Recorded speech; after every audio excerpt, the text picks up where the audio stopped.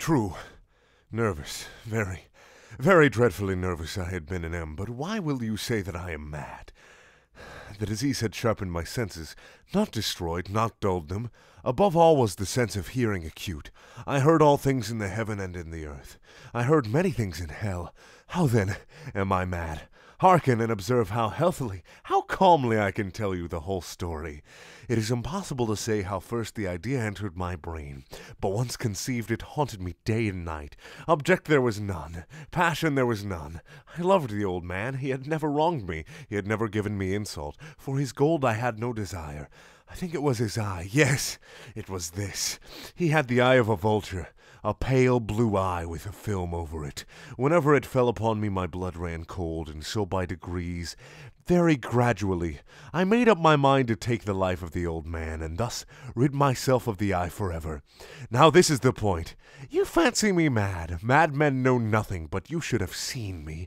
You should have seen how wisely I proceeded, with what caution, with what foresight, with what dissimulation I went to work. I was never kinder to the old man than during the whole week before I killed him, and every night about midnight I turned the latch of his door and opened it, oh, so gently. And then, when I had made an opening sufficient for my head, I put in a dark lantern, all closed, that no light shone out, and then I thrust in my head. Oh, you would have laughed to see how cunningly I thrust it in. I moved it slowly, very, very slowly, so that I might not disturb the old man's sleep.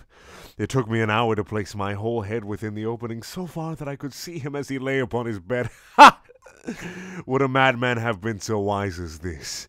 And then, when my head was well in the room, I undid the lantern cautiously, oh, so cautiously, for the hinges creaked. I undid it just so much that a single thin ray fell upon the vulture eye, and this I did for 7 long nights, every night just at midnight. But I found the eye always closed, and so it was impossible to do the work, for it was not the old man who vexed me, but his evil eye. And every morning when the day broke, I went boldly into the chamber, and spoke courageously to him, calling him by name in a hearty tone, and inquiring how he had passed the night. So you see he would have been a very profound old man indeed, to suspect that every night, just at 12, I looked in upon him while he slept. Upon the 8th night I was more than usually cautious in opening the door. A watch's minute hand moves more quickly than did mine. Never before that night had I felt the extent of my own powers, of my sagacity. I could scarcely contain my feelings of triumph. To think that there I was, opening the door little by little, and he not even to dream of my secret deeds or thoughts. I fairly chuckled at the idea, and perhaps he heard me, for he moved on the bed suddenly, as if startled. Now you may think that I drew back, but no. His room was as black as pitch with the thick darkness, for the shutters were close-fastened, through fear of robbers.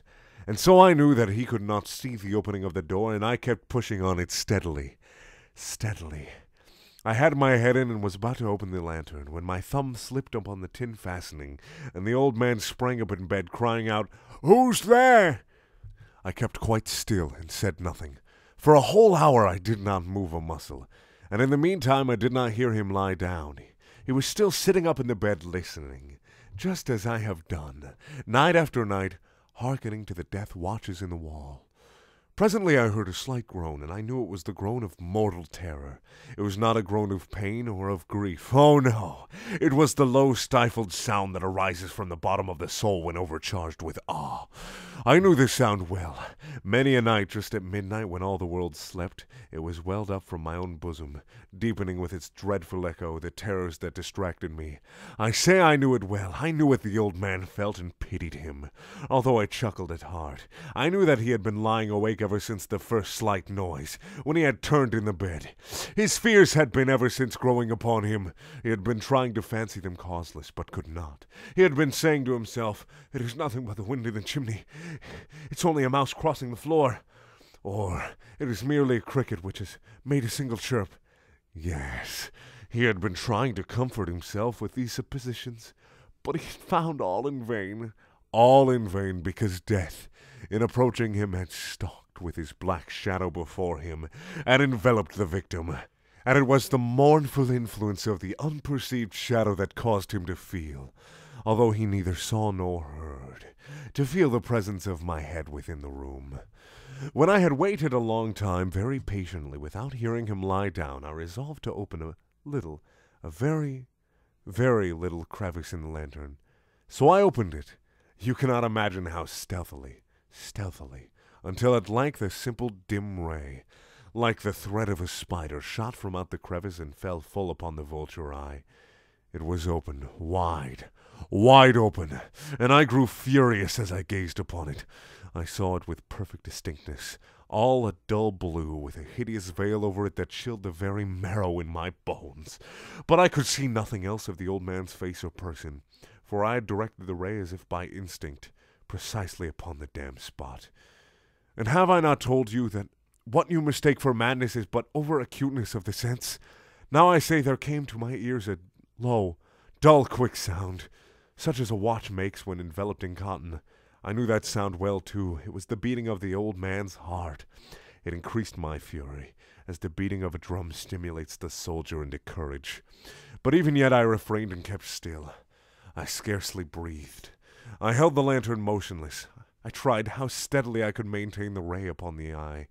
Meantime, the hellish tattoo of the heart increased. It grew quicker and quicker, and louder every instant. The old man's terror must have been extreme. It grew louder, I say louder every moment. Do you mark me well? I have told you that I am nervous, so I am. And now the dead hour of the night, amid the dreadful silence of that old house, so strange a noise as this excited me to uncontrollable terror. Yet for some minutes longer I refrained and stood still. But the beating grew louder. I thought the heart must burst.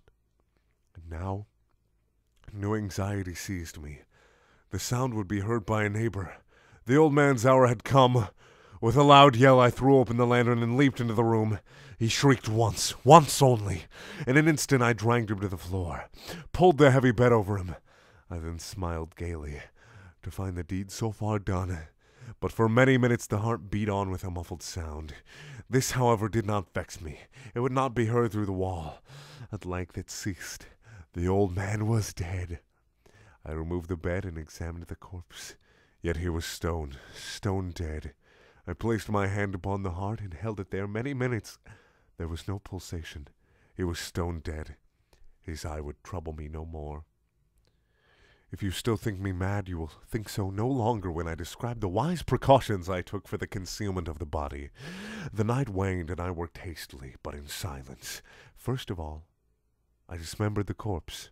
I cut off the head and the arms and the legs.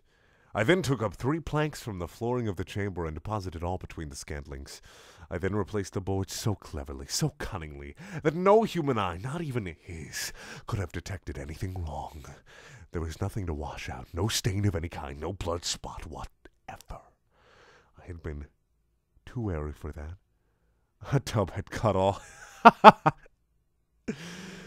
When I had made an end to these labors, it was 4 o'clock, still dark as midnight. As the bell sounded the hour, there came a knocking at the street door. I went down to open it with a light heart, for what had I now to fear? There entered 3 men who introduced themselves, with perfect suavity, as officers of the police. A shriek had been heard by a neighbor during the night. Suspicion of foul play had been aroused.